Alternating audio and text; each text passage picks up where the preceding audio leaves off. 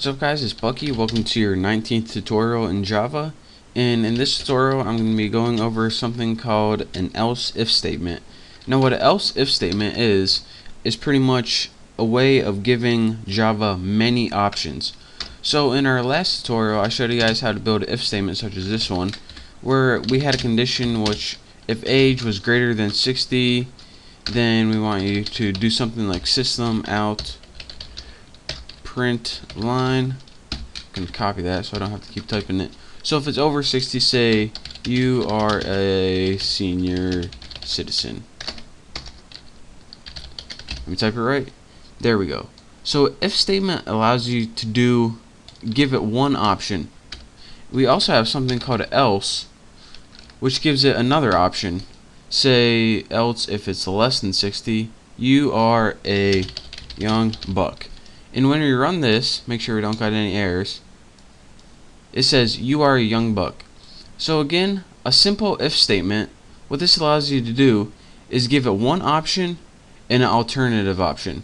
But there's a way where you can do more than just two options. And you do this by, in the middle of if and else, you add something called a else if. And what this is pretty much a third option. So let's say, alright, if age is greater than 60, print this. Actually, let's put greater or equal to. Else, if age is greater or equal to 50, we want you to print you are in your 50s. And we can have as many of these else if statements as we want. So unlike last time where we only had one alternative, it tests to see if age is equal or where it stands in many different tests. So if it's greater than 60, do this. And if it's not greater than 60, then it must be less than 60. So else if it's greater than 50, do this. And we can do this all the way down. Actually, let's go ahead and just copy that, save us some time. Copy and paste, and change this to 40 and 40s. So let me put 45, and I'll show you guys why this does this. Go ahead and put run, and it says you are in your 40s. So here's what it did.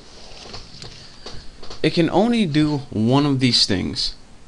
So here's what it does. The first thing it does, and remember our age is 45, it says, alright, is age greater or equal to 60? Nope, it's less, so I'm not doing this. Is age greater or equal to 50? Nope, it's not, so I'm not doing this.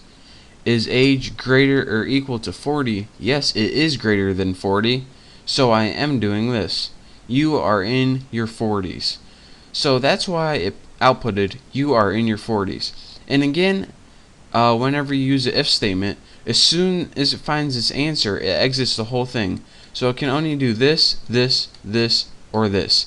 And since it did this one, since age was greater than 40, there was no need to go to the else because it already found its answer. So that's how you can give a variable many tests using an if else statement. Again, the if is the main test, and the else if statements are alternative tests if these previous tests are false. So it's pretty much just a way to give it a bunch of different options when testing the same variable, or you can even test different variables if you want to be dumb. But that's your basic tutorial on an else if statement and how to use it in Java programming. Again, it's called else if, and it goes in between the if and else to give it more options. So in the next couple tutorials I'll probably be clearing this up later and showing you guys why it's actually useful in applications. But for now, I just wanted to show you guys the basics of it. So thank you guys for watching. Make sure to subscribe to my channel, and don't forget to check out all my other videos. So again, thank you, and I'll see you in the next tutorial.